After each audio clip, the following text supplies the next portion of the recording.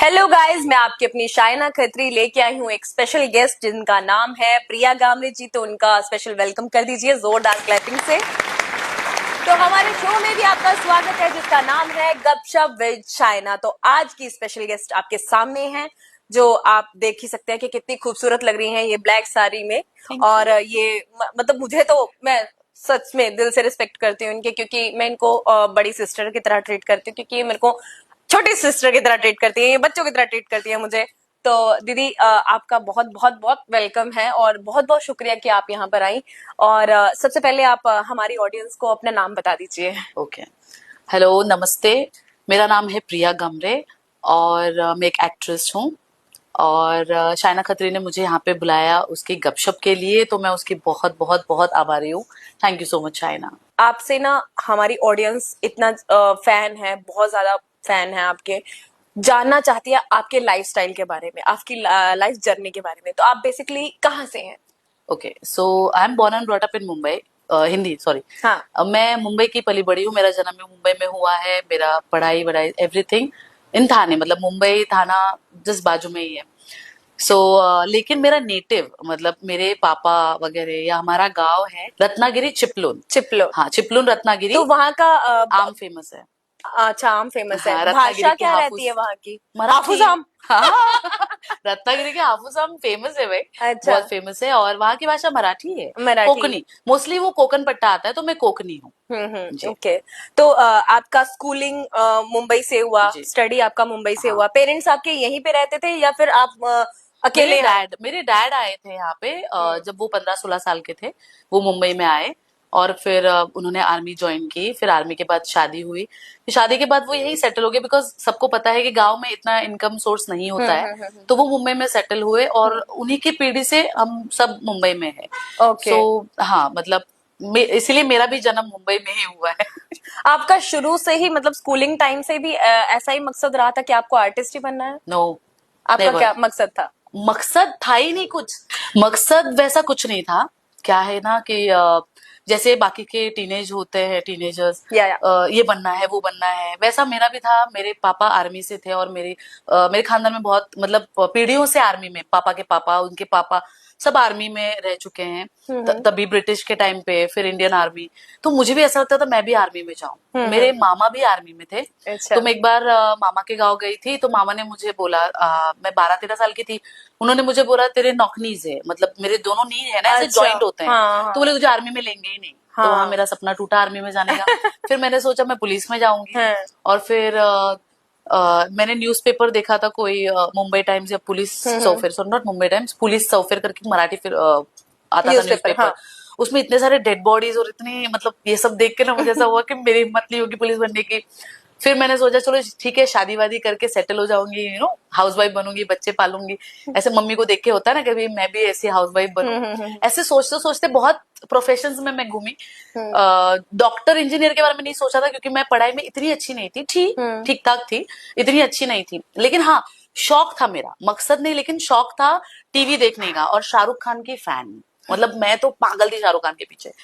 तो जब भी मैं पढ़ाई करती थी टीवी चालू रहता था, कुछ भी मतलब उसमें कुछ भी, किसी की इंटरव्यू लगती हो या कुछ भी हो, बिकॉज उस टाइम पे इतने चैनल्स नहीं हुआ करते थे। तो जो भी देखती थी टीवी चालू होता था और मैं पढ़ाई करती थी, एज इफ मेरे साथ कोई पढ़ाई कर रहा है, ये मेरे दिमाग में रहता था। तो टीवी, मैं बहुत फैसिनेटेड थी टीवी से। और बोल सकते हो आप ये ग्लैमर इंडस्ट्री से मैं पहले से ही बहुत फैसिनेटेड हूँ, शौकीन हूँ।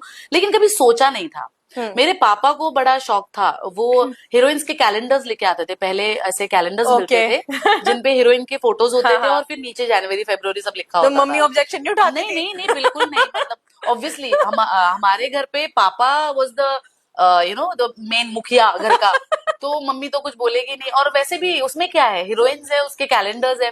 तो श्रीदेवी, रेखा और जया प्रदा, इनके कैलेंडर्स ऐसे हुआ करते थे।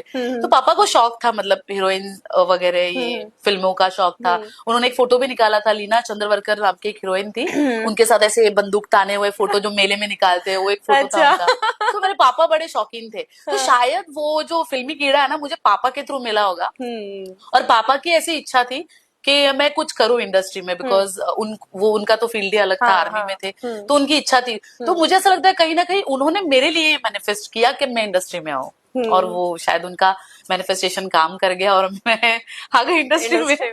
तो स्कूलिंग कैसी रही आपकी, मतलब आपकी स्कूलिंग मतलब जिस टाइम पे, मुझे नहीं पता अभी की स्कूलिंग तो बहुत अलग हो गई है, लड़का लड़की साथ बैठते हैं, आपके टाइम की स्कूलिंग टाइम कैसी रही थी कि मतलब आपको लगता था कि हाँ इस लड़के से मुझे दूर बैठना है या इस लड़के से मुझे ना नफरत ना है? ना, नेवर नेवर। होता है ना कि कई लड़कियों को कि भाई मैं गुंडा टाइप हूँ, लड़का हूँ, या हाँ आप बस एक लड़की फील कि हाँ चलो ठीक है कितना प्यारा लड़का है, सुंदर, ऐसा कुछ क्रश नहीं, रहा हो कोई? हम लोग के टाइम पे ना, मतलब जब हम लोग का टाइम नहीं बोल सकती, बट जब मैं स्कूलिंग कर रही थी, हम्म मैं इंग्लिश मीडियम में पढ़ी बड़ी हूँ। हम्म लाइक मैं saint John the Baptist high school में पढ़ी हूँ। हम्म। और वहां पे सारे कास्ट के, मतलब हिंदू मुस्लिम कैथलिक तो था ही वो बाय डिफॉल्ट, हम्म। हिंदू मुस्लिम सब सब ऊंची नीची जाति, एवरीबडी वाज देयर। हम्म। तो उसमें गर्ल्स बॉयज दोनों का ही था।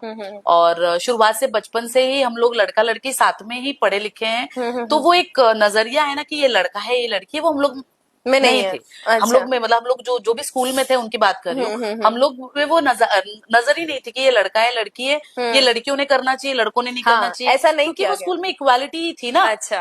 भाई रनिंग रेस में कंपटीशन लेना है, कंपटीशन रनिंग रेस का करना है, तो लड़का नाम लिखाएगा तो लड़की भी लिखा सकती है, ऐसा कुछ नहीं। तो हम लोग के स्कूल में ऐसा कुछ नहीं था कि ये लड़की है ये लड़का है। अगर किसी कंपटीशन में भी लेना है, पार्टिसिपेट करना है, तो तुम्हारे हिसाब से तुम कर सकते हो। सिर्फ पार्शलिटी नहीं थी, तो हमारे दिमाग में भी वो पार्शलिटी नहीं थी कि ये चीज लड़कों ने करनी चाहिए, ये चीज लड़कियों ने करनी चाहिए। हम लोग नॉर्मली थे। और कैसे, जब हम लड़कों के साथ ही पढ़ लिख के आगे बढ़ते हैं ना, तो वो व्यू नहीं रहता, ओ माय गॉड ये हैंडसम है, बचपन से देख रहे उसको, नाक पोछते हुए बोलते हैं ना, उसको देखते आए, वो बड़ा हुआ उसको देखते आए, तो उसको देख के वाओ कितना क्यूट है वाला आएगा ही नहीं ना, क्योंकि उसको बचपन से देख रहे हैं। तो वो जो हमारे नजर में थे वो सारे फ्रेंड्स ही थे। सो हमारे लिए वो फ्रेंडशिप, वो लड़का लड़की साथ में बैठना या कोई कंपटीशन करना साथ में, वो एक नॉर्मल चीज थी। मतलब ऐसा कुछ माइंडसेट अलग नहीं था। और इनफैक्ट बॉयज बहुत सपोर्टिव हुआ करते थे तभी। तो आई मीन वो माइंडसेट ऐसा है कि लड़का लड़की इक्वल है। सो मुझे इसका कुछ ज्यादा ऐसा नहीं लगता है कि कुछ अलग चीज है। कोई क्रश नहीं रहा मतलब कॉलेज नहीं टाइम में नहीं भी? नहीं नहीं नहीं, कभी स्कूल के अंदर तो बिल्कुल नहीं।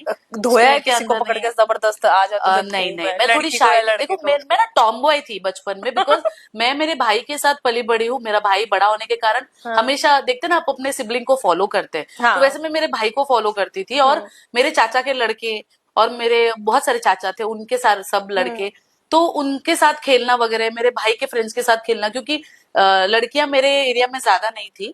मैं चौल में थी पहले, रहती थी, तो ज्यादा लड़कियां नहीं थी, तो मैं लड़कों को देख के खेलती थी, तो मेरा थोड़ा नेचर टॉमबॉय जैसा हो गया था। अच्छा। मतलब लड़कियों जैसा नहीं था। पर हाँ, जब बड़ी हुई, जब यंग हुआ, तो बाय डिफॉल्ट सबको कोई ना कोई अच्छा लगता है। वैसे मुझे कोई अच्छा लगा होगा, क्रश किया होगा, लेकिन हिम्मत नहीं थी बोलने की, बिकॉज कुछ ना एक जैसे बोलते हैं ना अपब्रिंगिंग होती है, वैसे मेरे फैमिली की अपब्रिंगिंग थी कि माँ बाप जहां तुम्हारी शादी करके देंगे वहीं तुमको जाना है, ये एक माइंडसेट था।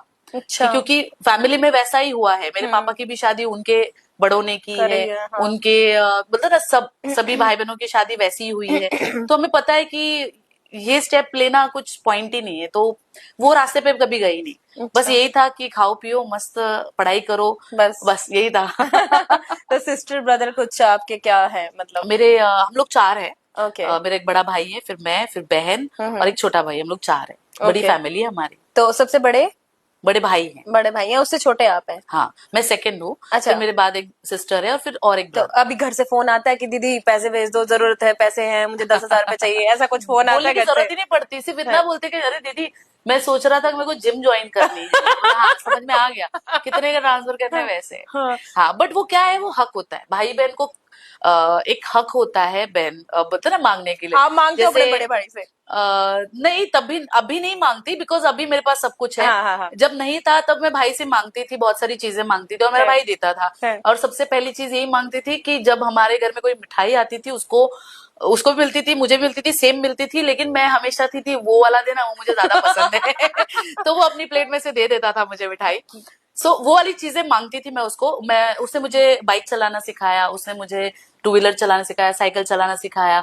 मैं मतलब बोलता है मांगना मतलब ये होता है कि उनका सपोर्ट उस वक्त था, और हाँ। आज भी है। आज मैं जो कुछ भी कर रही हूँ उनका सपोर्ट है मेरे मेरे लिए।